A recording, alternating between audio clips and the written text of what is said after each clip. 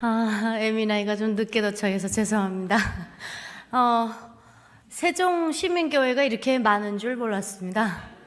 여러분들은 기다리시느라고 좀 지치셨겠지만 저는 감사했어요. 이렇게 시민교회가 많구나. 하나님의 교회가 이렇게 많다라는 게 너무 감사했고, 어느 길도 또 하나님이 빵빵 뚫어주셔서 탱크 운전하듯이 왔습니다. 예, 아마 스피드를 좀 내서 그게 좀 걱정스럽긴 했는데, 아마 저를 좀 오래 기다려주셨으니까 부담도 되고 미안하기도 하고 그렇습니다. 오면서 여러분들께 무슨 얘기를 해드려야 우리 그 시민교회에 계시는 성도님들이 참 좋은 얘기 들었다 하실지 굉장히 많이 기도했어요. 그랬는데 기도하고 했는데 그냥 똑같았어요. 하나님이 그냥 감사함을 좀 알게 해줘라. 그 말씀만 계속 이렇게 응답을 해주셨습니다. 그래서 감사함이 과연 무엇일까? 우리 성도님들이 그렇다고 해서 감사라는 단어의 뜻을 모르시는 것도 아니잖아요. 그런데 감사함을 진짜 이렇게 느껴보셨을까를 제가 한번 생각을 해봤습니다. 좀 나는 감사함을 평상시에 많이 느끼고 산다 하시는 성도님 계실까요? 네, 우리 목사님은 뭐 늘 감사하시죠. 우리 목사님은 제가 미국에서 한 달 넘게 같이 이렇게 15개 주였나요? 뭐 굉장히 많이 돌아다녔는데 표정이 한 번도 이렇게 찌그러지고 짜증내고 이런 표정을 한 번도 안 쓰시더라고요. 그래서 저는 목사님의 MBTI가 참 궁금했습니다.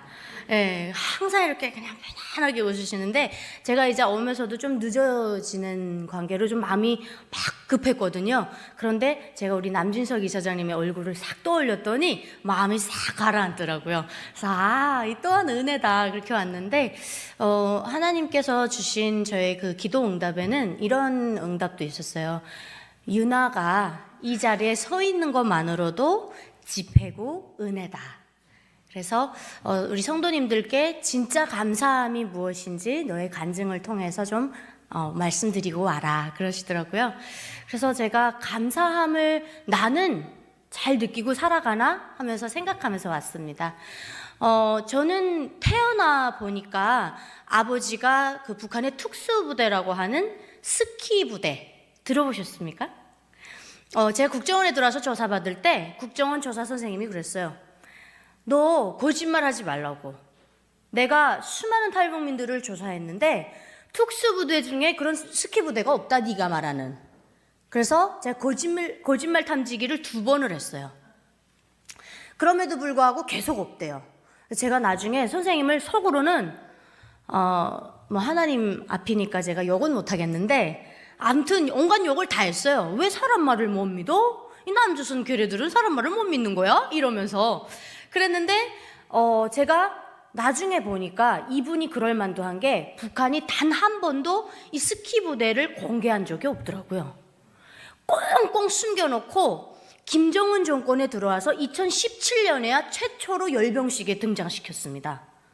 그래서 항상 뭐 노동신문이나 보도에 나올 때는 그 부대가 이름이 계속 바뀌어요. 숫자로 바뀌어요. 어느 날은 1086으로 나왔다가 어느 날은 945로 나왔다 어느 날 947로 나왔다 계속 바뀌었거든요. 그 이유를 알게 됐습니다. 그래서 이 특수부대 그 스키부대를 김일성의 방침으로 만들어졌다고 하는데 거기에 이제 여단 참모장을 하셨어요. 특수부대이기 때문에 한국으로 오니까 뭐 한 단계 높게 쳐져서 장군님이라고 하더라고요. 그래서 제가 우리 아버지가 생전에 김정일만 듣던 장군님 소리 듣고 죽는만요. 제가 그랬거든요. 그랬는데 아버지가 그런 특수부대 출신이니까 인도의 카스트 제도로 도입해서 보자면 출시 성분이 굉장히 높은 집안이겠죠. 그랬는데 태어나 보니까 아버지가 항상 저한테 부모님한테 감사해라 이런 얘기는 안 하시고 장군님께 자꾸 감사하래요. 살아도 죽어도 장군님을 위해서 살다가 죽어라 이런 말씀 많이 하셔서 왜 그러시지 했더니 제가 조금 말을 알아들을 때쯤 되니까 저희 아버지가 너의 육체적인 생명은 부모가 주었지만 너의 정치적인 영원한 생명은 장군님께서 주신대요. 아버지 장군님께서. 어디서 많이 들어본 소리 같지 않아요? 제가 한국에 오기 전에 방콕 한인교회라는 데서 이제 2개월, 한 3개월은 채 못 되게 머물면서 지금은 이제 목사님이 되셨는데 한인 방콕 교회 때 신상태 선교사님이 저를 1대1로 성경 공부를 시키셨습니다. 제가 교회를 통해서 오게 됐는데 그때 제가 제일 싫은 게 그거였어요. 찬양을 들으면 어디서 계속 이 리마인드 되는 곡조가 떠올라요. 예를 들면 처소의 수령님이 찾아오시어 다정하게 우리 손을 꼭 잡고서 이러면 수령님 자리에 하나님만 딱 넣으면 되는 거예요. 그래서 야, 이거 이상하다. 왜 이런 거를 자꾸 나보고 배우라 그러지? 나는 김일성이 싫고 김정일이 싫어서 지금 목숨 걸고 탈북했는데 왜 자꾸 눈에도 보이지 않는 하나님을 나보고 자꾸 믿으라 그러지? 굉장히 짜증이 났어요. 새벽 5시만 되면 깨우고. 그랬는데 제가 나중에 알아보니까 이게 다 하나님이 인도하심이었더라고요. 제가 태어난 곳은 자강도에서 자랐잖아요. 이게 평안북도인데 여기에서 고등학교를 졸업하니까 국가에서 선발합니다. 아, 너는 딱 봐도 북한에서 말하는 핵심 계층이구나. 그러면 너를 우리 국가에서 공화국에서 아니면 노동당에서 너를 좀 잘 써먹어야 되겠다 싶으니까 저를 김정숙 교원대학이라는 데를 보냅니다. 제가 선택해서 간 건 아니에요. 그리고 뭐 제가 특별하게 공부를 잘해서 간 것도 아니고 출신 성분이 좋고 집안에 권력이 있고 돈이 있으니까 그 TO라고 하죠. 그 본투가 도에 한 5개 정도밖에 안 나와요. 이걸 저희 아빠가 하나를 따온 거죠.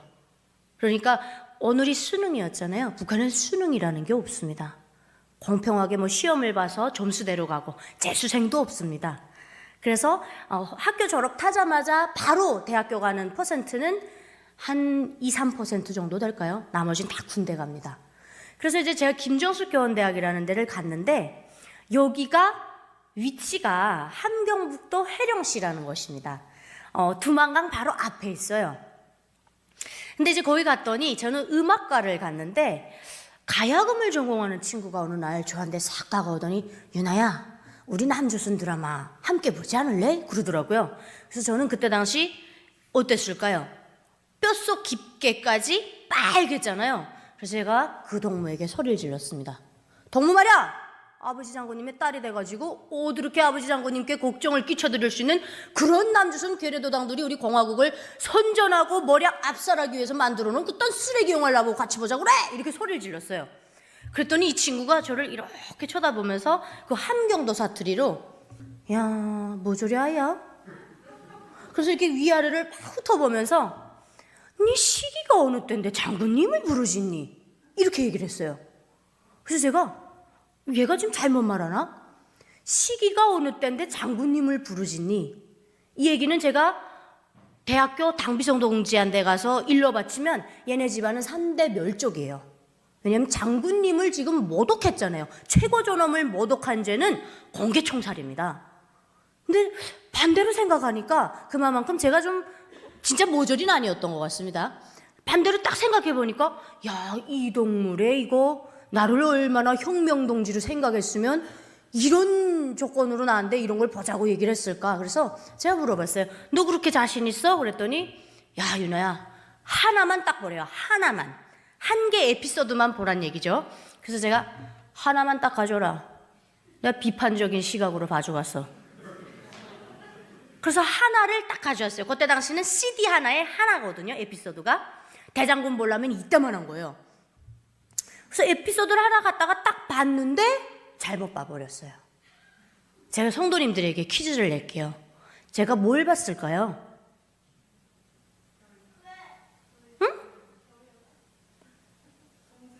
오, 팬이십니까? 제가 성승원 오빠랑 원빈 오빠를 봐버렸어요. 세상에 태어나서 그렇게 잘생기고 얼굴이 과학적이고 설명이 되지 않는 수학 공식과도 같은 뭐 이런 얼굴을 가지고 있더라고요. 그래서 제가 물어봤어요. 그 친구한테. 야, 이 사람들 이거 우리 조선 사람 맞아? 그러고 맞대요. 야, 조선 사람 치고 꽤나 잘생겼다. 그러니까 한국에 가면 이런 남자들 많대요. 심지어 많은데 회장님 아들들이고 손자들이고 그렇대요. 그 드라마가 완전히 야를 망쳐놓은 거죠. 그랬는데 이제 끝날 때쯤 되니까 이게 상업 드라마잖아요. 출신 성분이 밝혀질까 말까 할 때 끝나버렸어요. 그래서 제가 어쩔 수 없이 야, 하나만 더 보자. 그래서 가져왔어요. 그런데 어떻게 됐을까요? 끝까지 봐버렸어요. 그래서 눈이 다 충혈돼가지고 대학교를 가면 어떡할까요? 자겠죠, 이렇게. 그럼 교수님이 와가지고 책상을 딱 두드리면서 너 눈에 왜 핏발이 서서? 너 뭐 했어, 밤새? 왜냐면 너트텔이라는 걸 넣고 보니까 입을 뒤집어 쓰고 보다 보니까 눈이 충혈이 되면 교수님들도 아는 거예요. 야, 이거 나쁜 짓 했구나. 그래서 왜 충혈되냐면 아버지 장군님의 혁명역사책을 보느라 눈이 다 충혈됐습니다. 이 촛불 아래서 공부한다는 게 이게 쉬운 것만요? 아니구만요. 딱 이렇게 넘어갔어요. 그랬더니 갑자기 저보고 그러면 우리 수령님께서 언제 타도 제국주의 동맹을 결성하셨나? 이렇게 물어본 거예요. 그래서 다행히 제가 1947년 뭐 언제라고 말을 했어요. 그래서 넘어갔어요. 아주 기회가 좋게 넘어간 거죠. 그 다음에 그 친구를 보면 이제 그 친구 얼굴이 CD로 보이는 거예요. 그래서 계속해서 이걸 보게 되는데 한 6개월 정도 보니까 20년 동안 세뇌됐던 것들이 점차 물이 빠지기 시작했습니다.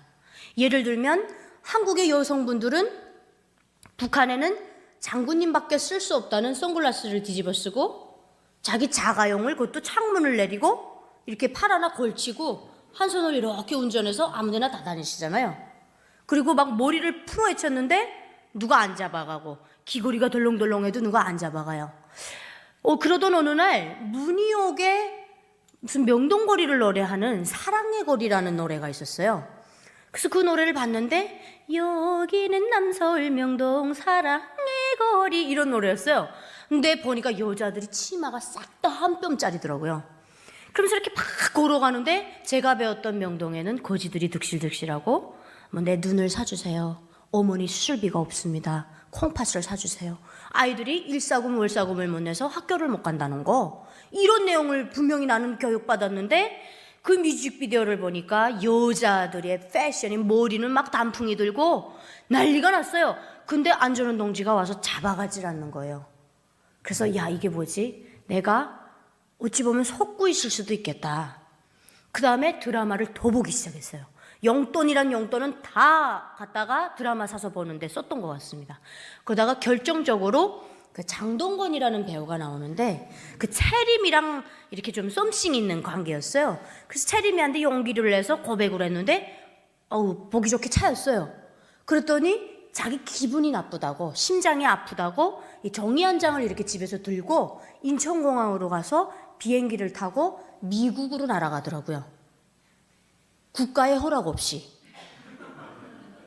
저는 굉장히 충격받았습니다. 제가 배운 비행기는 교과서에 있는 비행기가 다예요. 가슴 아프게도 북한 아이들에게 비행기를 그려보라고 그러면 모양이 다 똑같아요. 교과서로만 배웠기 때문에. 그래서 이렇게 비행기가 지나가면 와, 비행기 간다. 저 비행기는 어디 갈까? 이렇게 얘기를 했어요. 어릴 때도. 그랬는데 그 비행기를 이게 아프다고 차였다고 타고 간단 말이죠. 그때 깨달았습니다. 야, 이거 뭐야? 신이 인간을 창조할 때 자유를 허락했다고 그러지 않습니까? 그 본능적으로 느껴지더라고요. 왜 저렇게 자유롭지? 아니, 여권 하나 내려면 북한에서는요, 상위 1%도 낼까 말까인데 1년 걸립니다. 사돈의 8촌까지 다 파봐야 되거든요. 그래서 이 가족에는 말반동이 없는지 탈북자는 없는지 다 파봐야 되는데 그냥 종이 한 장 들고 날아가니까 그때서부터 야금야금 속에서 나도 한국 가고 싶다 이런 생각이 생겨났어요. 그런데 부모님과도 얘기할 수 없고 그렇다고 친구들이랑 나눌 수도 없잖아요, 그런 얘기를. 그러다가 어느 날 북한은 변속관이라고 들어보셨어요? 네, 요즘 아이들은 잘 모르는데 변소라는 게 밖에 있잖아요. 그래서 갔는데 그때가 고난의 행군 시기예요. 많은 사람들이 굶어 죽어 나갈 때.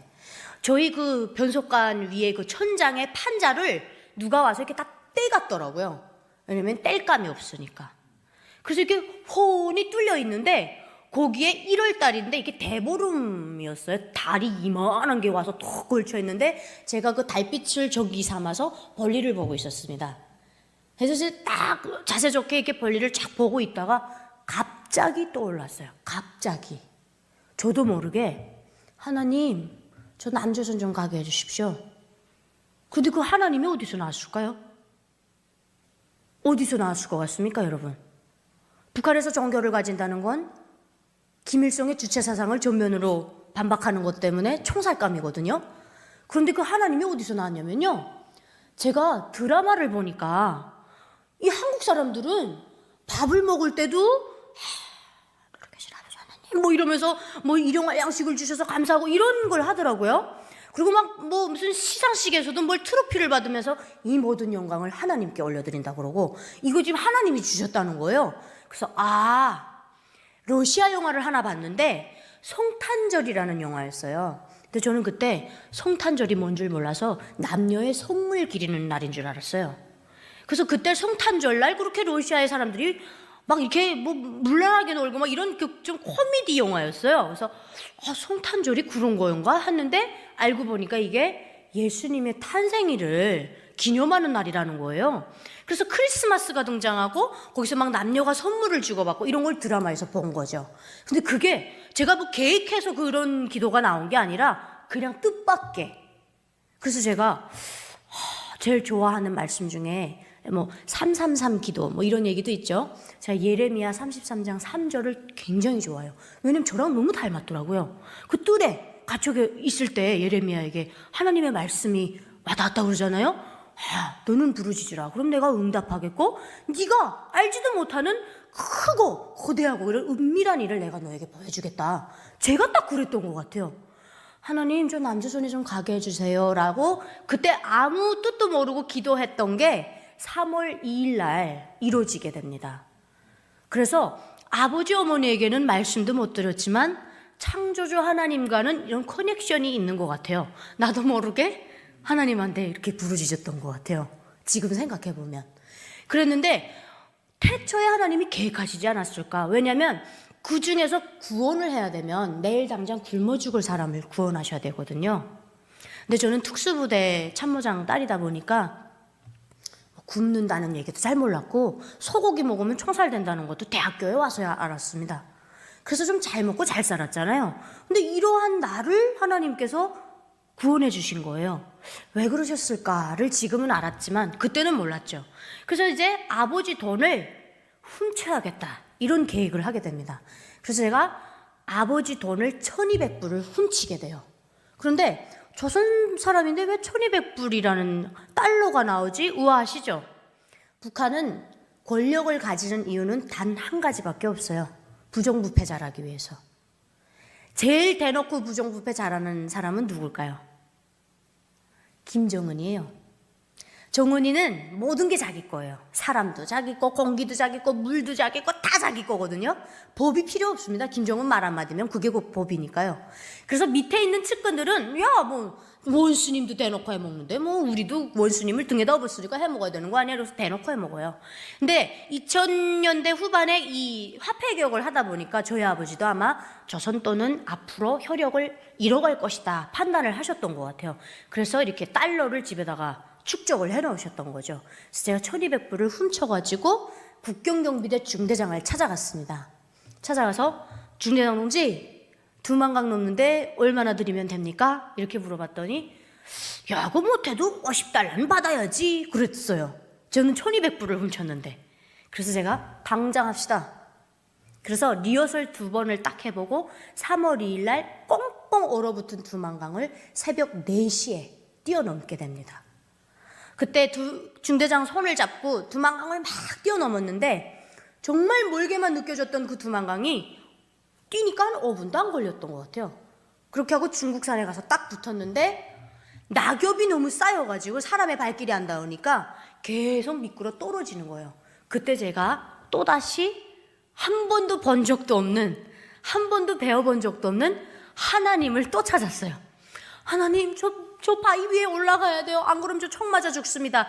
꼭 이렇게 총 들고 버쳐서는 경비대가 3명씩 서는데 역 교차하는 시간이 3분 딱 있어요. 그때 뛰어넘는 거거든요. 근데 부스럭부스럭 설이 나니까 섰 하다가 사격이 시작된 거죠. 그러면 3발 중에 하나만 공탄이고 나머지는 실탄입니다. 그럼 실탄이 꽂힐 때는요, 진짜 거짓말 같으실 수도 있는데 불지가 튀어요. 옆에서 불이 나가서 바위떨에 튕기면 거기서 이렇게 불지가 팍팍 튀어요. 그래서 제가 그때 눈먼 총알에 내 뒤통수가 뚫릴 수도 있겠구나. 그리고 새벽 4시면요, 북한은 차도 없고 아무것도 없기 때문에 빵 하고 쏘면 그 메아리가 장난 아니에요. 귀가 막 몽할 정도로. 그래서 난 이젠 죽었구나. 그래서 그때 하나님을 막 또 부르짖기 시작했는데, 어느 순간에 중대장이 그 바위돌 위에 올라가서 배낭권을 풀어서 이렇게 저한테 내려보냈더라고요. 그래서 제가 그 배낭권을 잡고 토바서 올라갔죠. 그래서 뭐 총 쏠 때까지 다 쐈는지, 야 잡으라 뭐 이렇게 했는데, 어쨌든 그 꼭대기까지 올라가서 그 마을 촌장 차가 나와 있었어요. 브로커죠. 그 차를 타고 전속력으로 달리니까 우리를 잡지는 못했어요. 그랬는데 그 상태로 그 집에 들어가면 북한에서 추격자가 붙거든요. 그래서 저는 어쩔 수 없이 그렇게 긴장한 상태에서 새벽 4시에 넘었는데 거기서 자지 못하고 장소를 바꿔서 옥수수나 콩이나 이런 걸 보관하는 창고에 들어가서 자게 됩니다.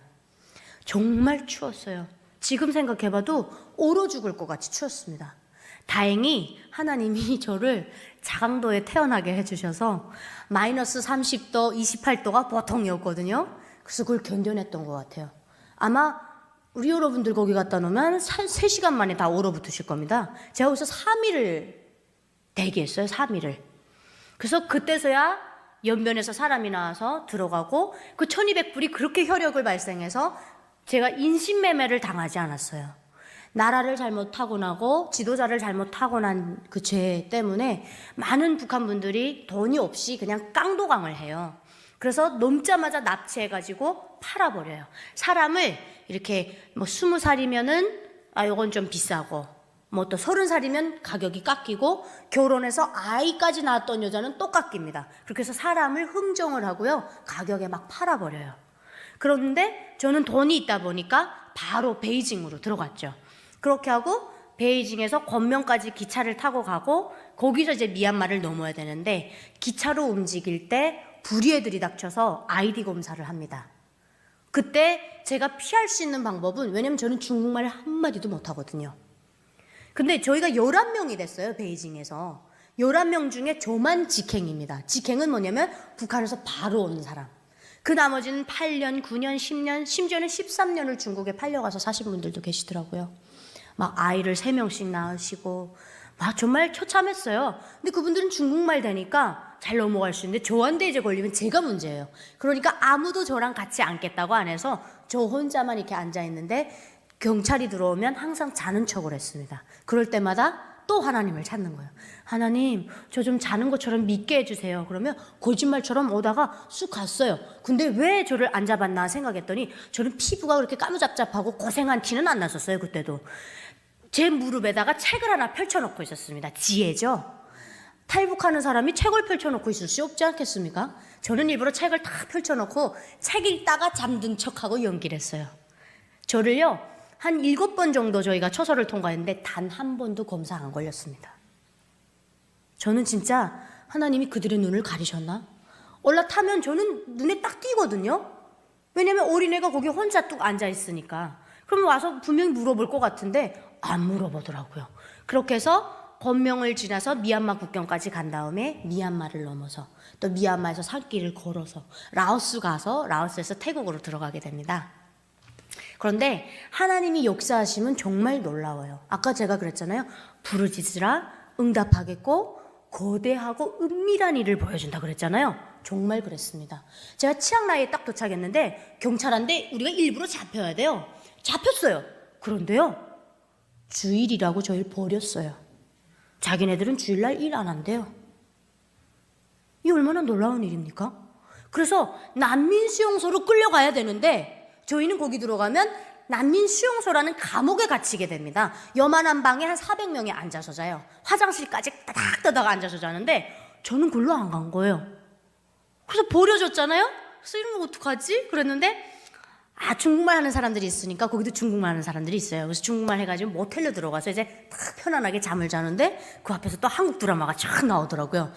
좋다 이렇게 하면서 막 보고 있다가, 야, 우리가 여기서 자꾸 이렇게 시간 지나면 안 된다. 한국으로 가는 발걸음이 늦어진다. 빨리 움직여야 돼. 그래서 이제 거기서 버스를 다시 타고 치앙라이에서 치앙마이로 가는데, 그때 태국에서 어떤 일이 일어났냐면요, 무슨 민주투쟁 같은 게 일어나갖고 피를 막 모아갖고 길바닥에다 막 피 뿌리고 이런 시위가 일어날 때였어요. 그때가 왜 그랬는지는 모르겠는데, 그래서 가는 곳마다 단속에 걸리는 거예요. 저희가 11명이 딱 걸렸는데 어느 나라 사람이야 그러니까 저희가 South Korean 그랬죠.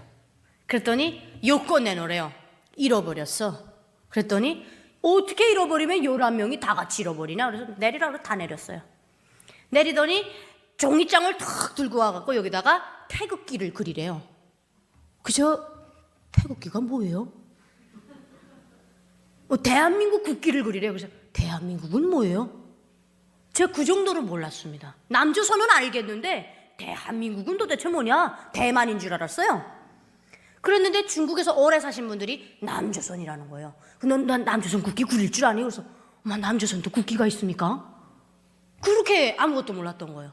그래서 11명이 꼼짝없이 잡혔는데 인터폴이라는 경찰이 오더라고요. 저희를 잔대밭에다가 착 앉혀놓고 평안북도 이렇게 손들라는 거죠.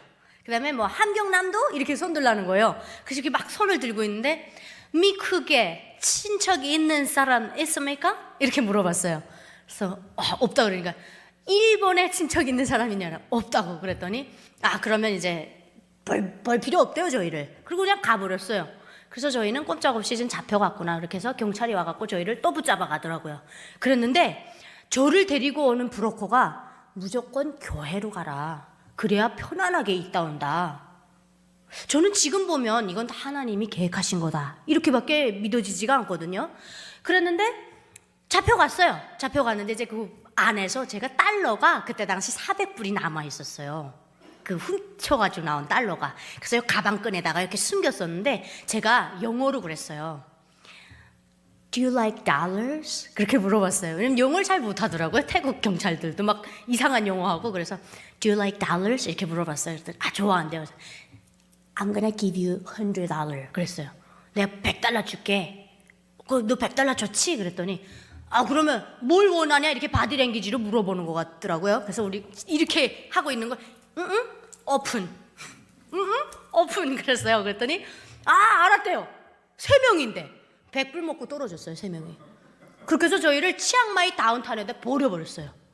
그래서 저희가 또다시 모텔을 얻어서 들어가서 이제 다 모텔 들어갔는데 제가 모토로라 핸드폰에 칩을 넣어야 돼요. 그래서 칩을 사겠다고 길에 딱 나왔는데 할렐루야 제 눈앞에 코리아 하우스가 딱 보였어요. 영어로. 잠깐 고민했습니다. 저게 북한일까 남한일까. 그런데 북한은 DPR 코리아라고 하지 않습니까? 근데 이건 코리아 하우스였어요. 그래서 그 창문으로 싹 들여다보니까 제가 드라마에서 봤던 혈역을 그때 발생하더라고요. 드라마에서 봤던 그 청담동 사모님 그 올림머리 있잖아요. 이렇게 딱 그 소라머리라고 그럽니까? 그런 머리 북한에선 하지 않아요. 제가 그걸 딱 보고 야 이건 남조선 사람이다. 이렇게 하고 들어갔어요. 딱 들어가니까 사장님이 누구세요? 얼굴은 한국 사람인데 지금 행색이 좀 이상한 거죠. 조선에서 왔습니다. 그랬더니 어디라고요? 조선에서 왔습니다. 그랬더니 조선이 어디예요? 그래서 제가 조선이란 나라가 분명히 만방의 이름을 떨치고 우리 수령님이 모르는 사람이 없다고 그랬는데 왜 조선을 모르지? 조선 모릅니까? 모른대요. 저 평안북도에서 왔습니다. 그때서야 북한에서 왔구나. 그래서 제가 북한인 걸 알았어요. 그런데 이분이 근데 어떻게 오셨어요? 그래서 저 지금 남조선 가는 길입니다. 그랬더니 깜짝 놀란 거예요. 자기 태어나서 북한 사람 처음 봤대요. 그 이름이 뭐냐? 그러니까 정윤아입니다. 그때는 완전히 뭐 금방 북한에서 왔으니까 지금 속으로는 이 남조선 괴뢰도당이기 때문에 조심해야 돼. 이렇게 잘해주다가도 간파 먹을 수 있어. 뭐 이런 지금 의심을 가지고 있죠. 그랬더니 물어보는 거예요. 몇 명 있어요? 근데 제가 대답을 안 했어요. 몇 명 있다고 그러면 잡아갈까 봐. 그래서 저 2명밖에 없어요. 이렇게 얘기를 했죠. 그랬더니 그러면 밥을 싸줄 테니까 가서 먹으래요. 지금 여기 앉아서는 안 먹을 것 같으니까. 그래서 그때서야 11명입니다. 그렇게 얘기를 했죠. 그랬더니 11명 밥은 내가 다 못 싸주겠고 데리고 나와라. 그래서 데리고 나왔어요. 그랬더니 진짜 밥을 해서 뭐 된장찌개, 순두부찌개 그렇게 맛있는 밥은 처음 먹어봤던 것 같아요. 굶어서 거기까지 왔는데 막 정신없이 퍼먹었죠. 거기에는 70대 넘어도 있었고요. 5살짜리 아기도 있었습니다. 막 먹고 있는데 이분이 어디까지 가야 돼요? 그래서 저희는 방콕 한인의 교회를 가려고 합니다. 왜 거기 가려고 하냐? 그래서 교회 가라고 했습니다. 브로커가. 그랬더니 이분이 어디다 땡땡땡땡 전화를 하니까 남편이 골프를 치다가 오셨더라고요. 그래서 두 분이서 막 토의를 하다가 안 되겠다. 그렇게 하면 옷을 투어리스트처럼 다 단체로 입혀서 한 팀은 앞에 버스, 한 팀은 15분 뒤에 버스를 5명, 6명 갈라서 태워보내자. 이왕이면 5명이라도 6명이라도 교회 들어가서 편안하게 있다 가게 하자. 이렇게. 그래서 저희가 다 동의를 했어요. 그래서 저는 뒷차에 탔습니다. 그리고 앞차가 15분 전에 출발을 했죠. 그때 그 사장님이 이렇게 손을 흔들어 주시면서 꼭 조심해서 들어가세요 이렇게 했는데 눈물이 막 왈칵 쏟아지더라고요. 우리 엄마가 저를 기차역에서 마지막으로 바래주던 모습과 그렇게 닮아 있었어요. 막 펑펑 우는데 비까지 오더라고요. 막 울면서 정말 나는 왜 북한에서 태어난 거야? 막 이러면서 이제 울면서 간 거예요. 뭐 엄마도 보고 싶고 아빠도 보고 싶고 나 때문에 이거 부모님은 어떻게 됐을까? 막 그런 걱정이 그때서야 들더라고요. 이 불효녀가. 그 도망칠 때는 한국에 가겠다 할 때는 엄마 아빠 생각을 안 했나 봅니다. 근데 몸뚱아리가 편해지니까 그때서야 그런 생각을 했는데 새벽에 달리고 해서 새벽 5시가 넘어서야 방콕에 도착을 했어요. 딱 내려가지고 이구지구 뭐 정말 6.25 전쟁 때 피난민들 같아요. 근데 누가 봐도 이거 막 몸집이 큰 짐들을 지고 다니는데 저쪽 건너편에서 누가 봐도 이건 남조선 아새끼예요. 잘생겼습니다. 얼굴에 개기름이 번지르르한데 남조선 오빠야들은 목소리도 좋더라고요. 이쪽으로 건너오세요 이렇게 손짓하는 거예요. 그래서 저 사람은 누군데 우리 보고 건너오래? 그러니까 오래요. 괜찮다고. 그래서 이거는 분명히 교회에서 나왔다. 알고 보니까 그 식당 사장님이 전화를 해놓으셨던 것 같아요.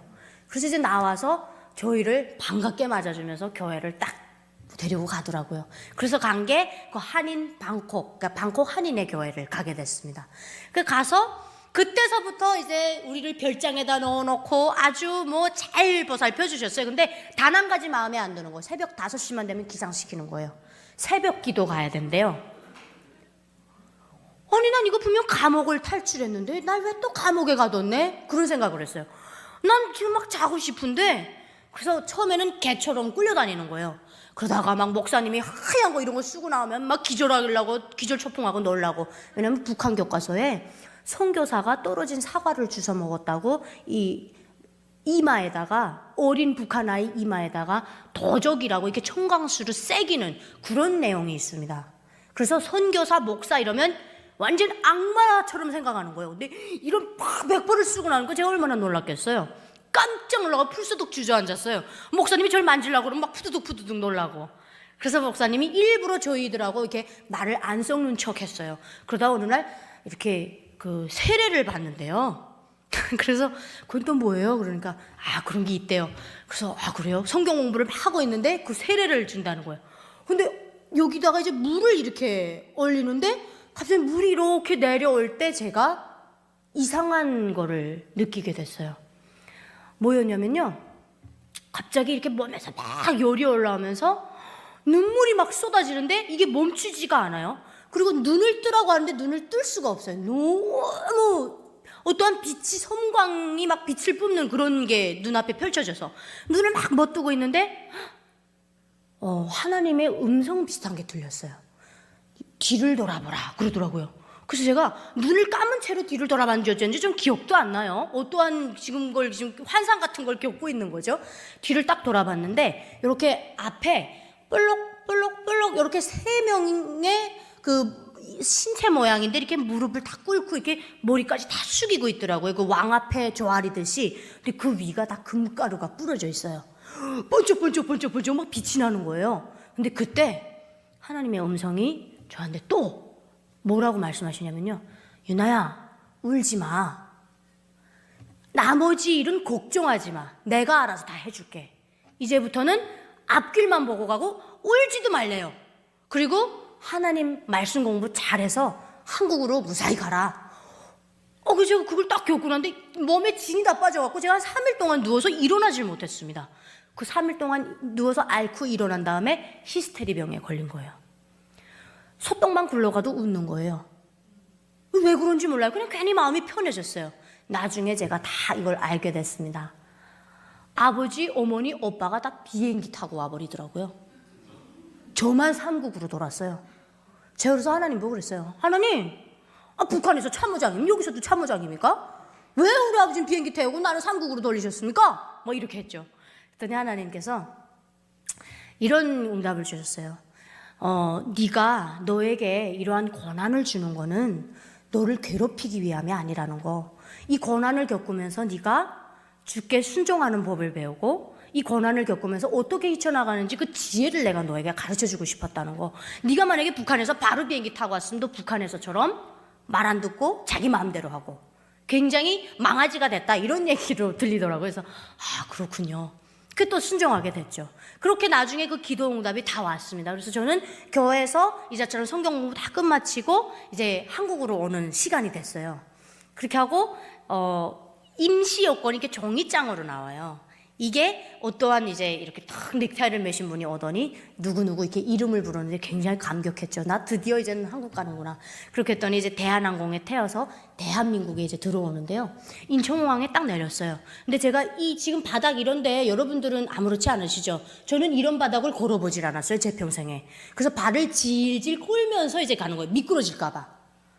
너무 반짝반짝하니까. 인천공항에 딱 내렸는데 한 100년 전에 조선시대 사람이 타임머신을 타고 지금 세상에 온 것 같은 느낌이었어요.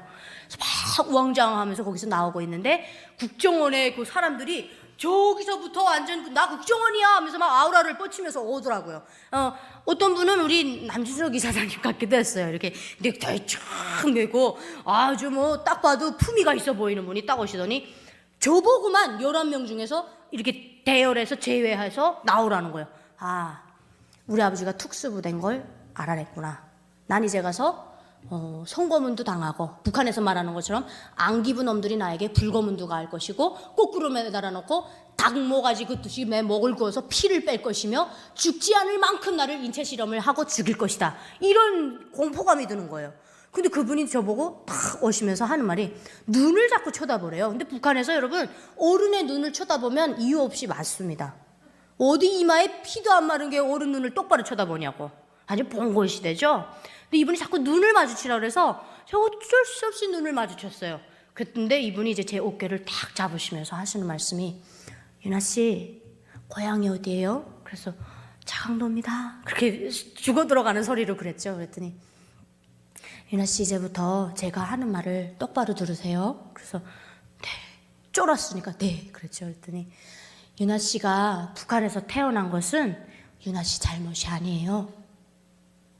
유나 씨가 응애하고 북한에서는 태어났지만 유나 씨는 원래부터 태어날 때부터 대한민국 국민이었어요.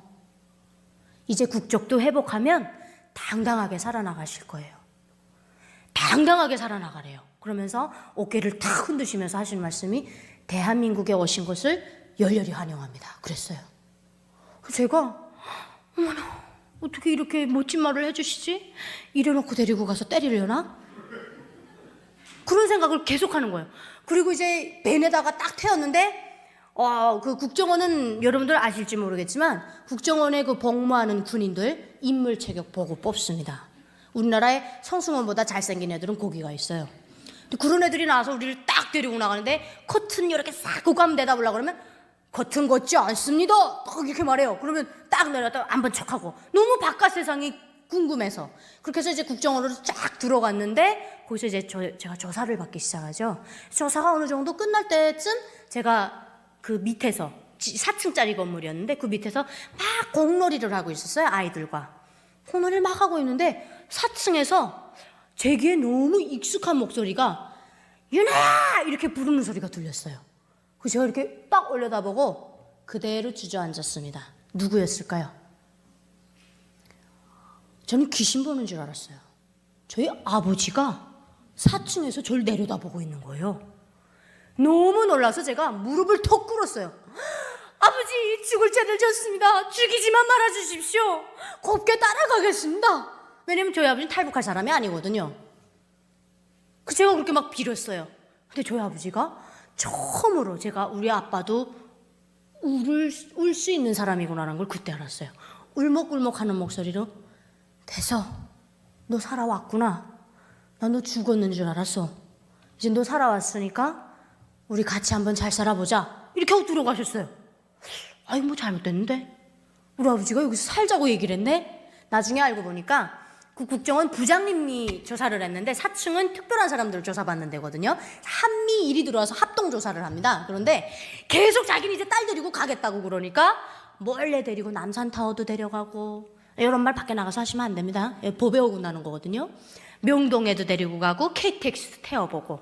난 너무 안 믿으니까 완전 여기가 아야 세뇌가 돼가지고, 그 다음에 이제 국정원에 데리고 들어올 때 이런 얘기를 했대요. 우리 선생님 월급이 얼마였는지는 모르겠지만 선생님의 한 10년 월급을 합쳐야지만 우리나라 이등병 월급이 될 거다, 이렇게 얘기를 했대요.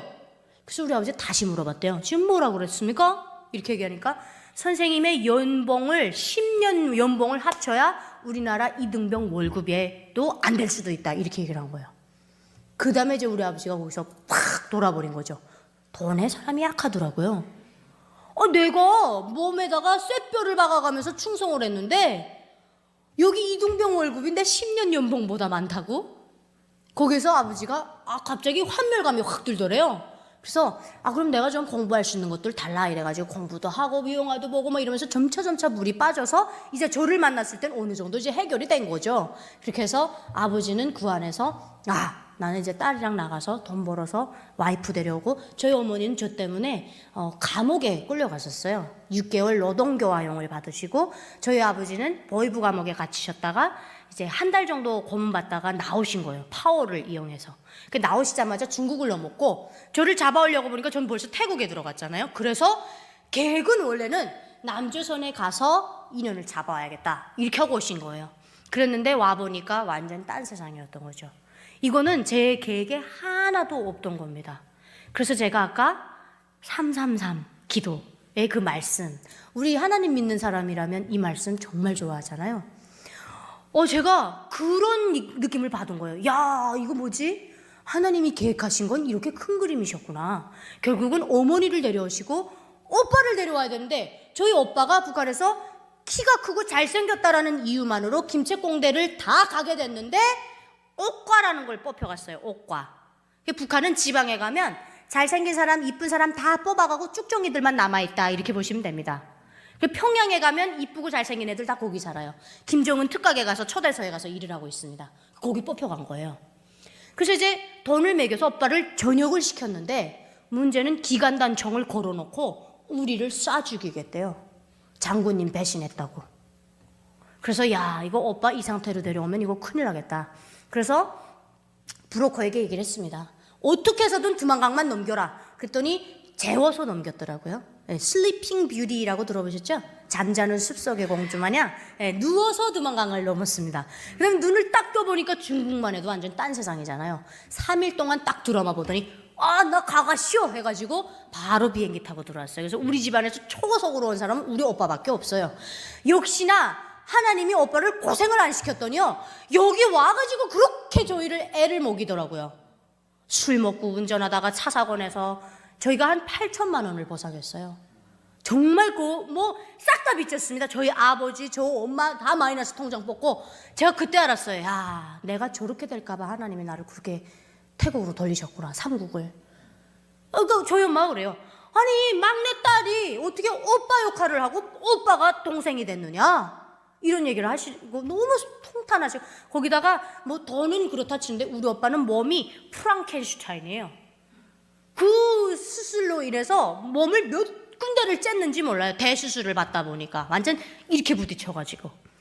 그러니까 이거 얼마나 힘든 일입니까? 그래서 오빠가 그렇게 와서 막 갈팡질팡 할 때 저는 막 미용실에 가서 일을 하고 막 이럴 때거든요. 그러다가 하나님께서 저를 TV에 출연을 시켜주시더라고요. 처음에는 좀 고민 많이 했어요. 이건 내가 탈북한 게 뭔 자랑이라고 이 TV에 나가갖고 이런 얘기를 해야 되나? 거기 친척들도 있는데. 근데 누가 그러는 거예요? 직계 가족이 다 왔기 때문에 친척들까지 건드리진 않는다. 이런 나갔는데 세상에, 여러분 보시다시피 말이 청산유수죠. 대본 없이 이렇게 하라고 하면 아무나 못합니다. 우리 이사장님 빼고는. 딱 데려다 놨는데 애미나이가 얼굴도 강성되고 이빨도 강성되고, 제작진 입장에서는 이거라고요, 굼덩어리가 굴러온 거예요. 나가자마자 고정돼 버렸습니다. 나가자마자 한 달도 안 됐는데 강연이 막 쇄도하고요. 제가 강연이란 걸 해봤겠습니까? 그런데 가서 그냥 하는 거예요. 그러다가 2017년에 처음 그 TV를 나갔는데 2달 있다가 제가 짐 로저스라는 사람을 인터뷰하게 됩니다. 제작진에서 그러더라고요. 유나 씨가 자신 없으면 전문 통역사 부를게요. 그래서 제가 집에 와서 기도를 했어요. 하나님, 저보고 짐 로저스라는 이 세계 3대 투자가 돈이 너무 많아서 셀 수도 없대요. 그런 사람이 이 인터뷰를 하라는데 제가 할 수 있을까요? 이렇게 기도를 했어요. 근데 하나님이 제 등을 찰싹 때리는 것 같더라고요. 내가 너한테 이런 기회를 만들어주는데 뭘 걱정하냐고. 당연히 한다고 그러래요. 그래서 제가 작가님 하겠습니다. 그러고 유튜브를 딱 켜서 이 할아버지를 보니까요, 나이가 드셔서 발음이 많이 새시는 거예요. 용어 발음이. 그래서 제가 알아듣기도 어렵고 경제 용어들을 다 쓰니까 너무 어려운 거예요. 그래서 제가 다음 녹화 때까지 보름 동안 그분이랑 사랑에 빠졌어요. 계속 그것만 보는 거예요. 안주나 소나. 그렇게 하고 인터뷰에 딱 갔는데 우리 남희석 오빠가요, 남씨네요. 우리 희석 오빠가 좀 밑강지다라고 그러는데 미운 짓을 하더라고요. 작가들이 다 만들어 놓은 퀘스천이 아니라 완전히 현장에서 자기가 물어보고 싶은 걸 나보고 통역을 하라는 거예요. 그래서 제가 야, 우리 하나님 정말 사람을 그냥 하루에도 몇 번씩 그냥 땅바닥으로 추락시켰다가 올리셨다 하는구나 하고 애따 모르겠다고 해서 했어요. 그럼 어떻게 했는지 하면 다 됐어요. 네. 그리고 끝났는데 일주일 후에 짐 로저스 회장님이 너 나랑 일해보지 않겠냐? 뭐 이렇게 메일이 와서 제가 김정은이 보냈느냐? 꺼져라. 네가 진짜 짐 로저스인 거 내가 어떻게 아냐? 그랬더니 영상통화가 오시더라고요. 북한 사람 중에 너처럼 영어 잘하는 사람 나 처음 봤다. 나는 전 재산을 북한에 투자하고 싶은 사람이고 한반도에 진짜 관심 많은데 난 너 같은 비서 필요해. 그래서 나 그래도 못 믿겠다. 그럼 한국에 들어갈 때 하면 네가 벌어와라. 그래서 부산에까지 내려갔어요. 가서 보니까 진짜 맞더라고요. 저는 온라인으로만 인터뷰를 해봤거든요. 그렇게 해서 비서가 됐는데 하나님이 보여주시는 놀라운 일은요, 대한민국에 영어를 전공하고 유학 갔다 오시고 정말 전문 통역사들 그렇게 많은데 제가 어떻게 이런 일을 감당하게 해주셨을까? 제가 윤석열 대통령과 회장님이 만나서 이렇게 면담할 때도 통역사를 안 불러놔가지고 카메라만 한 100대 들어와 있고 통역사를 안 불렀대요. 이거라고요. 그 제가 또 했어요. 근데 제가 아까 하나님이 저를 첫 번째 등을 때리는 것 같다고 하셨잖아요. 그때는 제가 회장님 보고 그랬어요. 회장님 나 이거 못한다고. 난 전문 통역사가 아니기 때문에 욕먹는다. 이 집 와가지고 너튜브 막 기자들이 그냥 그 시간에 바로 지금 이거 뉴스를 내고 있는데 여기서 했다가 나 큰일 난다. 그랬는데 짐 로저스 회장님이 저 등을 때리더라고요. 무슨 소리 하냐고. 너만큼 내가 하고 싶은 말을 잘 번역해 줄 수 있는 사람 있느냐? 그래서 하게 된 거예요. 그렇게 했는데 집에 딱 돌아오니까 저희 엄마가 문 밖에 막 보선발로 뛰어나와가지고 유나야 너 심장이 붙어있니? 너 지금 장군님 만난 거야. 북한에선 장군님이면 신이잖아요. 그래서 엄마 장군님 아니야. 그냥 사람이야. 여긴 대통령이 그렇게 훌륭한 사람, 뭐 그렇게 막 대단한 사람이 아니야. 여기는 국민이 주인 있는 나라야. 엄마 정신 차려. 제가 그랬거든요. 근데 너 심장이 붙어있니? 그래서 심장이 왜 떨어져야 되는데? 난 아무렇지도 않아. 그랬죠. 근데 이런 배포가 그럼 어디서 나오냐라고 많은 분들이 물어보세요. 그래서 우리 회장님이 어느 날 대한민국에 제일 점을 잘 본다는 무슨 뭐 철학관 아무튼 대통령들 막 들어가서 보는 사람이래요. 그런 남자분이 처음 온 거예요. 회장님은 그런 게 궁금하시대요. 포춘 테일러들이 말하는 게 한국 사람도 그런 데 빠져 산다는데 자기도 한번 보고 싶대요. 그래서 왔어요. 그 와서 회장님을 보고 이제 예전 봐줘라 이렇게 한 거예요. 근데 그분이 영하시더라고요. 유나는 볼 수 없대요. 제 눈도 안 마주치고. 그래서 왜 그럽니까? 그랬더니 엄청 거대한 신이 유나 뒤에 쫙 날개를 펼치고 있다는 거예요. 그래서 안 보인대요. 제가 그래서 그저 참으로 영하시구만요 선생님. 진짜로요. 그래서 저를 안 봐주셨어요. 못 봐주셨어요. 그래서 제가 그런 것들을 막 겪으면서 우리 엄마가 그러는 거예요. 유나야 항상 겸손해야 돼. 겸손하지 못하고 교만하는 순간 하나님은 언제든지 다 가져가셔. 그래서 제가 항상 기도했어요. 하나님, 송충이 벌레가 볏대 꼭대기에 올라가서 제일 높은 데 올라왔다고 착각하는 것처럼 제가 그런 사람은 되지 않게 해주시옵소서. 보리가 되지 말고 벼이삭이 되게 해주세요. 자기도 모르는 사이에 그렇게 될 수 있지 않습니까? 그래서 제가 항상 제가 비서를 하던 뭐를 하던 이건 하나님께서 나를 들어서 써주시는 거다. 제가 운전을 하면서도 그런 생각 많이 해요. 야, 이렇게 수없이 차 막히는 이 속에 진노저스 회장님 일을 도와주러 가는 사람이 몇 명이나 될까? 저 하나거든요. 그러면 하나님 감사합니다. 그리고 제가 또 끊임없이 받는 질문 중에 하나가 유나 씨는 꿈이 뭐예요? 이런 질문을 많이 받습니다. 그럼 제가 말해요. 전 꿈 없습니다. 제가 꿈꾼 대로라면 북한에서 교원대학 졸업하고 잘 사는 어디 단간부 집 아들 붙잡고 결혼했어야 돼요. 꿈대로라면. 근데 저는 그 꿈이 소용없다는 걸 알았어요. 온전히 순종하게 돼버린 거예요. 제 꿈이 뭐가 필요합니까? 저는 하나님의 도구일 뿐인데. 그래서 항상 그런 얘기를 저는 합니다. 저는 꿈이 없습니다. 저는 하나님의 도구일 뿐입니다. 하나님이 이거 하라 그러면 이거 하는 거고 이거 하라 그러면 이거 하는 겁니다.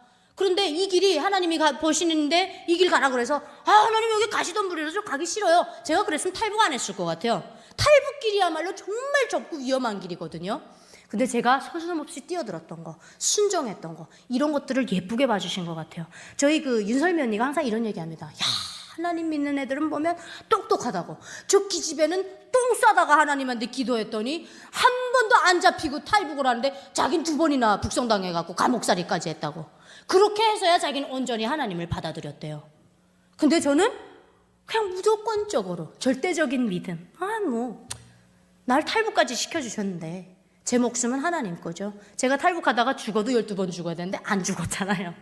그래서 꿈이 뭐예요? 그러면 저는 그냥 하나님이 저를 써주시는 대로 따라가는 게 꿈이고, 이게 자꾸 인간의 욕심을 부리다 보면 하나님보다 부모를 먼저 사랑하고 하나님보다 내 자식을 먼저 사랑하고 이러면 자꾸 그 부모를 위해서 자식을 위해서 하나님을 이용하는 기도밖에 안 드리더라고요. 하나님 우리 아들 오늘 수능을 봐가지고 서울대 가게 해주세요. 이게 과연 하나님의 자녀가 할 기도는 아니지 않습니까? 그래서 저는 하나님보다는 그 누구도 사랑하지 말아야겠다. 왜냐하면 내 창조주시고 나를 구원해 주신 분이잖아요.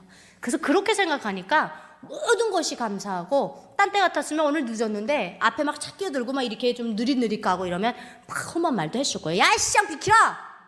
이거 뭐 이게 운전도 뭐 제대로 못하면서 2차선에 서서 그래 이거 뭐 이렇게 얘기를 하죠. 그런데 지금은 아이고 나 빨리 가야 되는데 하나님 저 좀 빨리 가게 해주세요. 이렇게. 그래서 하나님이 어루만지시면 참 이렇게 사람이 생각도 바뀌게 되고 세상도 아름답게 보이더라. 그래서 제가 오늘 이 자리를 하나님께 많이 기도를 올렸더니 하나님이 있는 그대로, 연기도 하지 말고 보태지도 떨지도 말고 네가 겪었던 거 그대로 말씀드려. 그리고 네가 그 자리에 서는 것만으로도 그분들에게는 은혜다. 왜? 네가 우리 여기 앉아 계시는 성도님들, 우리 남진석 이사님들과 같은 이런 목사님들이 북한을 위해서 기도를 많이 해주시더라고요. 저는 몰랐습니다. 그 기도해 주신 결과가 우리 34,000명 탈북민들이거든요. 그래서 이제는 우리가 오히려 이분들을 위해서 기도를 해야 되고, 이제는 우리가 북한을 어떻게 해야 될까요? 북한을 위해서 이분들보다 더 기도를 많이 해야 됩니다. 그런데 자기가 모세인 줄 모르는 거예요. 그 수많은 3천만 명, 2,800만 명 이렇게 얘기를 하는데 그 중에서 34,000명이 여기 왔다? 이건 기적입니다. 한 사람 한 사람이 모세예요. 그럼 자기가 모세인 줄 알면 어떻게 해야 될까요? 사명감을 가지고 하루하루를 감사하면서 하나님을 위해서 온전히 이 귀한 인생을 살아가야 되는 거예요. 이 제2의 인생이지 않습니까? 죽을 뻔한 걸 살려주셨으니까. 그래서 항상 그런 마음을 가지고 감사하면서 살아가는 저입니다. 그래서 그런 마음으로 살아가니까 여러분 놀라지 마십시오. 야, 에미나이가 돈을 너무 잘 법니다. 정말 잘 벌어요. 오늘도 지금 제가 이게 3번째입니다. 아침에 연천으로 뛰어가서 교회에 가가지고 또 한바탕 하고요. 이제 또 숭실대학교에 가서 아이들에게 통일교육을 하고 이쪽으로 지금 날아온 거죠. 네, 그래서 이런 놀라운 역사를 저에게 자꾸 보여주시고 저는 앞으로가 너무너무 기대됩니다, 여러분.